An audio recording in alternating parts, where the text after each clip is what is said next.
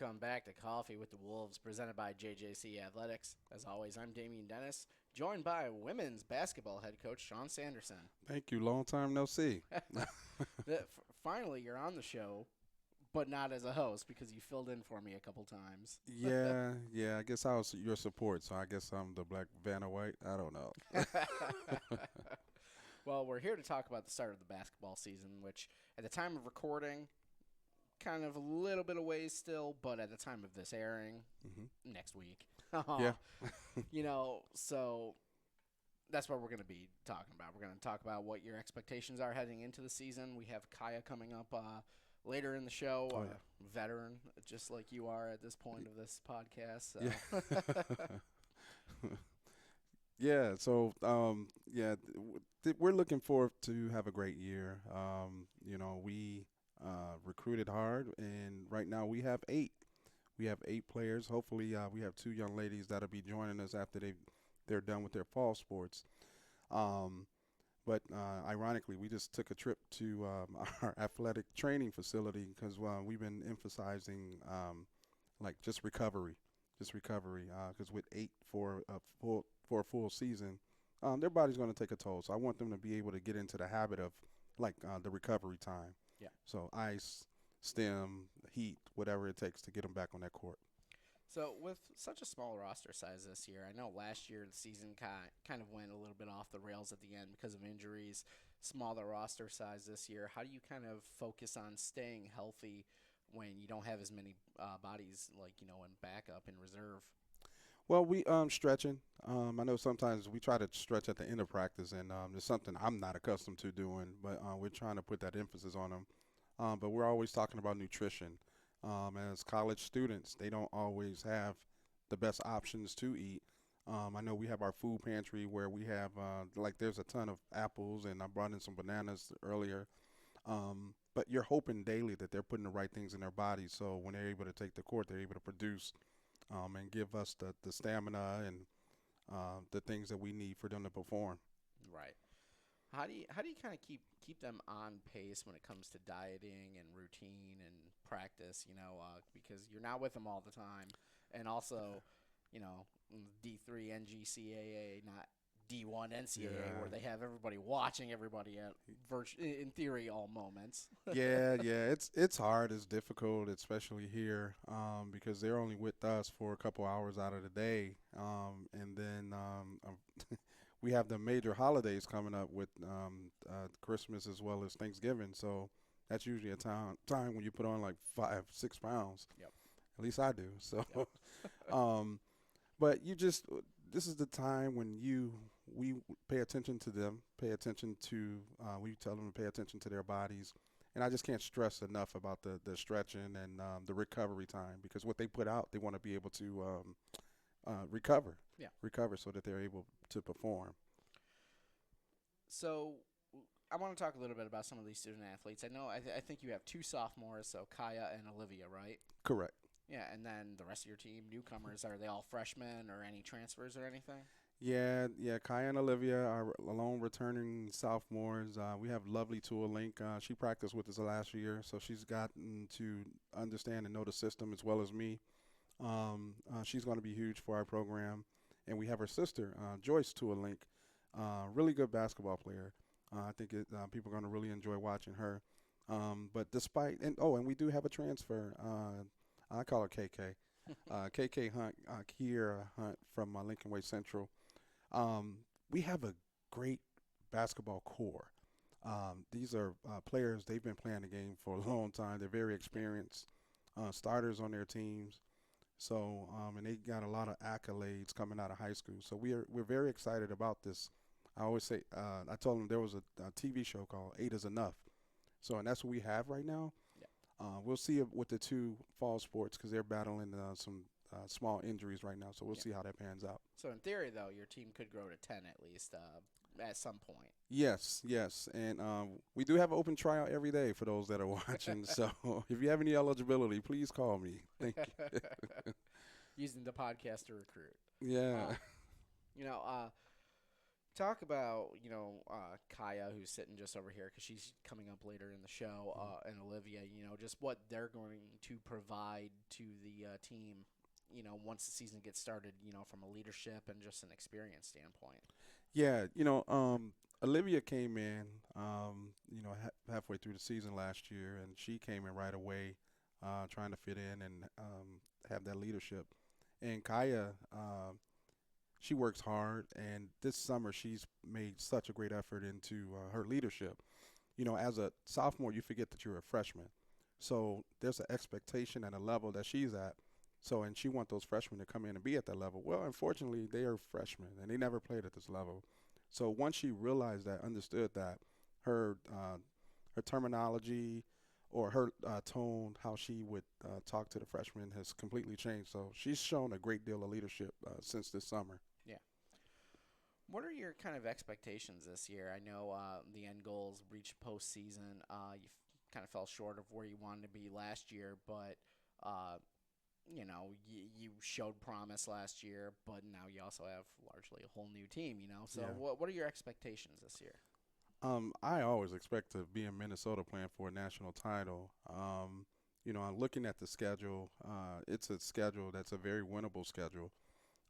We have a big time tournament coming up in December that we annually go to, where those teams will be ranked in the top five for D3. Yep. So I think just before those games, I think we're sitting in a really good position to do some things.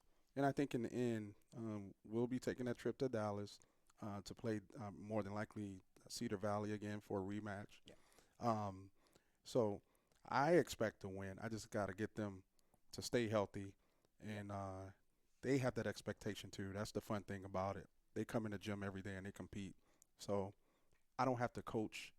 Uh, I have to coach the effort sometimes, but this is a group. They get it, they Yeah. understand it, and they're competitive.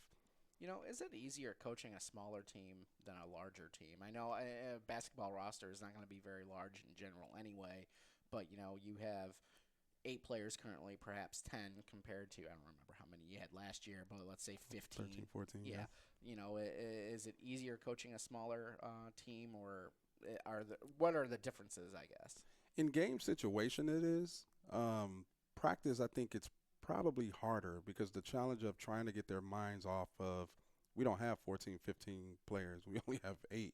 So at that part of it, it's tough. But as a coach, I love it because it's a smaller classroom and now I get to teach. Like today, we were sitting there working on our defense, and now they're learning, and it's a little bit more detailed, and they're taking it in. They're grasping and taking it in, and it also helps me try to get back in shape because I'm out there playing too.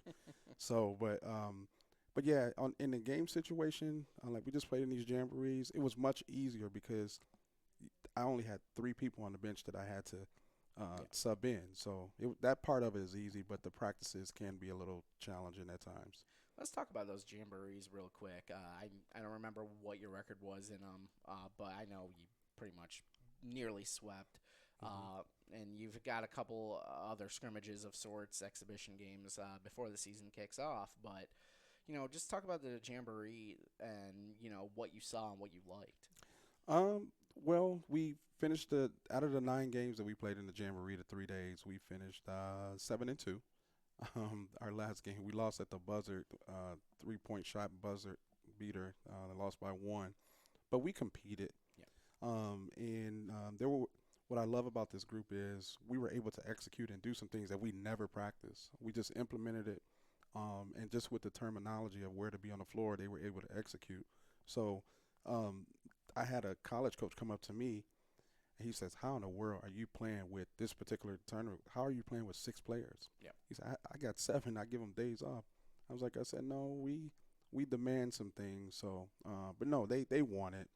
But they really put forth the effort, and they coaches like to say they have that dog. That's what Yeah. the terminology is. But I think they all have that dog in or that bite. Yeah. That they have that wolf in them. Yeah. There you All go. right, There so it is. yeah, they have that wolf in them, and I think in the end they'll be there, right there with the best of them, ready to compete and win ball games. Cool. Well, Sean, welcome back to Coffee with the Wolves.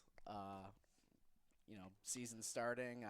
Might be a couple weeks before we get you back on, but as everyone who's tuned into this show can attest to, you're going to be on a lot during the season. So I hope so, all the way through March, hopefully. yeah, it's going to be interesting if I get sick again for the third time in one semester, and you have to interview yourself. So I got your back. That's what we do. all right. Well, up next we got Kiyah. Shaun again. Thanks. All right, thank you. And next up here on Coffee with the Wolves, I'm joined by Kiyah Robertson. Kiyah, welcome back to the show. Thanks for having me. Yeah, just like your coach, you were a veteran here on Coffee with the Wolves last year. You and Grace, almost every other week it seemed. How's the preseason going for you? Because I know the season kicks off for women's basketball and men's basketball here in a couple weeks. Just how are you feeling? Right now I'm feeling good. After the 3 jamborees we played in, we learned how to play together, and now we know how each other play. We know who to pass the ball to, who's not going to be open in that position. So I feel like now we're getting to better understand each other and connect on a different level that we need. Much smaller team than last year, is the chemistry and kind of bonding experience easier with such a smaller group, or was it kind of the same, maybe even the same struggles? I feel like now it may be easier because since we're all a smaller group, we can connect with each other, we can learn each other more, and I feel like it's more interpersonal in practice. We know each other more than we did last year. How do you feel you've grown as a player? Because obviously last year was your freshman year, and now you're stepping into a leadership role for the Wolves this season. Mm-hmm. I think coming into the summer, my biggest thing was I had to fix my mental part.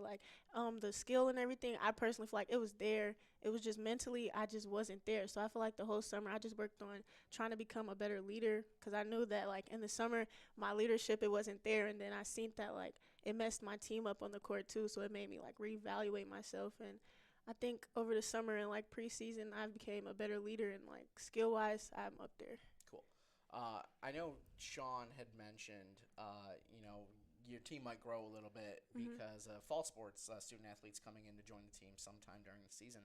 I bring that up because I know you also participated in track last year.